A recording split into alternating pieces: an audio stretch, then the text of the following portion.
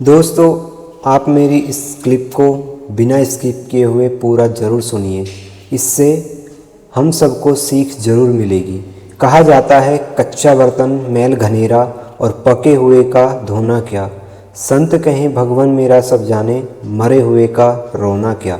यानी कच्चे बर्तन में मैल बहुत लगा होता है और जो पक जाता है उसमें रगड़े इतने लगते हैं कि वह अपने आप ही स्वतः ही मैल छुड़ा देता है।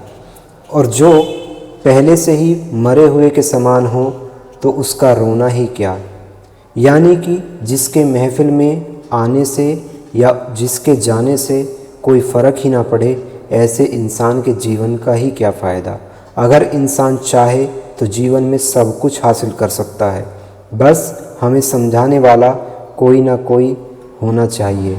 किताबों को अगर पढ़ने से ज्ञान प्राप्त हो जाता तो जो कंपनियां किताबें छापती हैं, रामायण और भागवत गीता जैसी, उनका उद्धार सबसे पहले हो गया होता।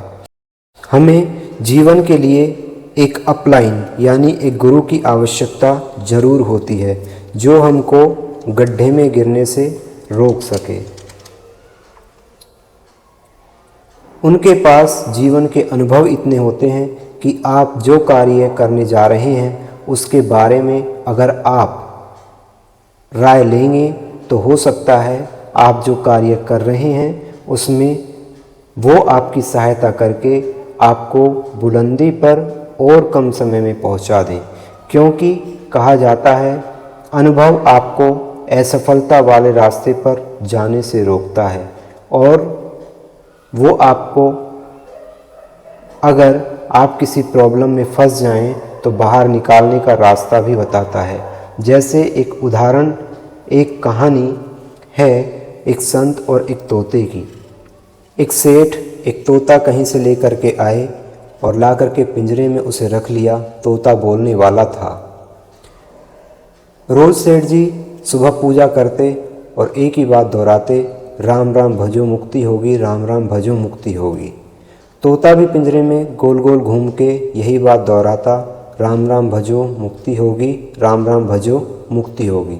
एक दिन कोई संत घर के पास से ही निकल रहे थे तो उनको रात हो गई, तो संत सेठ जी के घर पे रुके। तो सुबह जब सो कर के उठे तो उन्होंने यह प्रक्रिया देखी।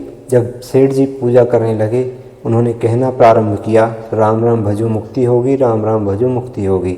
और वही बात तोते ने भी दोहरानी प्रारंभ कर दी कि राम राम भजो मुक्ति होगी, राम राम भजो मुक्ति होगी। संत ने यह सारी प्रक्रिया देखी और जब सेठ जी थोड़े दूर हो गए तो संत उठ करके पिंजरे के पास तोते के पास गए और जा कर के तोते से कहा कि कितने दिन से यह बोल रहे हो, राम राम भजो मुक्ति होगी, राम राम भजो मुक्ति होगी। और तोते ने कहा, जब मैं दुकान पे था तब लोग मुझे आकर के जो बोलते थे मुझे उसकी नकल करनी होती थी। अब सेठ जी भी जो चीज़ सुबह करते हैं, राम राम भजो मुक्ति होगी, मैं भी वही बोलता हूँ, राम राम भजो मुक्ति होगी। तो संत ने कहा, मुक्ति हुई? तोते ने कहा, पहले भी पिंजरे में ही घूमता था, अब भी पिंजरे में ही घूमता हूँ, मुक्ति तो नहीं हुई।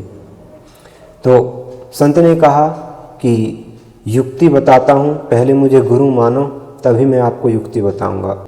उस तोते ने उन संत को गुरु माना और वो कहने लगे, अब युक्ति बताओ।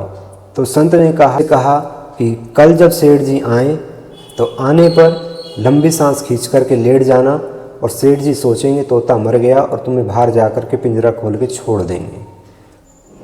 वही काम अगले दिन मिट्ठू ने किया। तोते का नाम मिट्ठू था और उसने वही काम किया।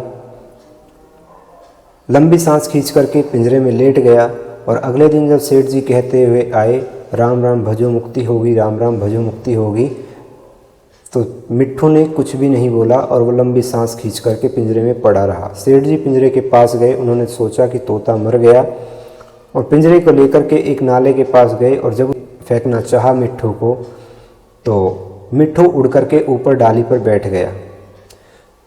तो सेठ जी ने कहा कि यह क्या प्रक्रिया है?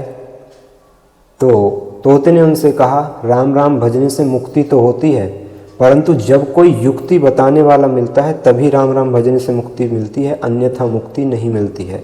यानी कि हमें इस कहानी से ये सीख मिलती है कि हमें जीवन में कोई युक्ति बताने वाला होगा तभी हम किसी चीज़ को पा सकते हैं, अन्यथा आप कितने भी कुछ भी कर लीजिए, आप केवल उससे कहानी की तरह पढ़ करके अपने दिमाग में कितनी सारी बातें इकट्ठी कर सकते हैं, परंतु उनके सुझाव कैसे निकलेंगे, वो बात कहना क्या चाह रहे हैं, वह एक युक्ति बताने वाला ही बता सकता है। तो हमें अपनी प्रॉब्लम से कैसे बाहर निकला जाए, इसके लिए एक अच्छा टीचर, अच्छा गुरु, अच्छा गाइडर जीवन में होना बहुत ज़रूरी है। तो अगर जीवन में कोई गुरु नहीं बनाया है तो गुरु अवश्य बनाना चाहिए। गुरु वह है जो आपको अंधकार से प्रकाश की तरफ ले जाए, वही आपका सच्चा गुरु है और वही आपको अच्छी राय दे सकता है।